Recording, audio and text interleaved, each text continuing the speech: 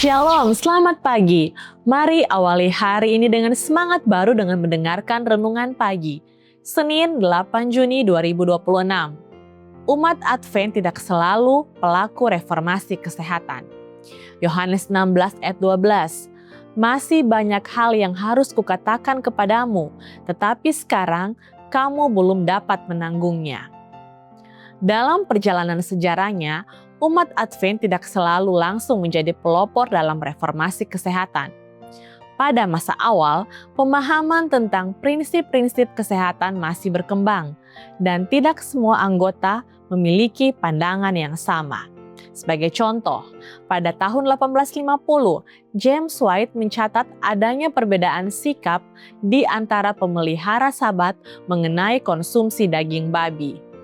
Sebagian merasa terganggu, sementara yang lain tidak melihatnya sebagai masalah rohani yang mendasar. Bagi James White, persoalan utama bukanlah sekedar makanan itu sendiri, melainkan ketika hal tersebut mengalihkan perhatian dari inti pekabaran iman. Beberapa tahun kemudian, sikap ini masih terlihat. Dalam sebuah pernyataan, James White bahkan menunjukkan bahwa isu tersebut belum dianggap sebagai ujian iman yang menentukan. Hal ini menegaskan bahwa pemahaman tentang reformasi kesehatan belum sepenuhnya terbentuk sebagai bagian penting dari kehidupan rohani umat. Ellen White juga memberikan pandangan yang seimbang dalam hal ini. Ia menekankan bahwa Tuhan tidak serta-merta menjadikan setiap aspek kesehatan sebagai ujian langsung bagi umatnya. Jika suatu hal memang menjadi kewajiban yang harus diikuti oleh seluruh jemaat, Tuhan sendiri yang akan menyatakannya dengan jelas. Dengan kata lain, Tuhan memimpin umatnya secara bertahap, sesuai dengan kesiapan mereka. Lebih jauh, ia mengingatkan bahwa Tuhan sedang membentuk suatu umat yang bersatu, bukan sekedar individu-individu dengan pandangan yang berbeda-beda. Dalam proses ini, para malaikat memimpin dan menuntun umat agar bergerak bersama dalam kesatuan. Namun, tidak jarang ada yang berjalan terlalu cepat atau mengambil langkah sendiri tanpa bimbingan ilahi sehingga menimbulkan kebingungan dan perpecahan. Ellen White menegaskan bahwa Tuhan tidak memimpin umatnya melampaui kemampuan mereka untuk memahami dan melaksanakan kebenaran.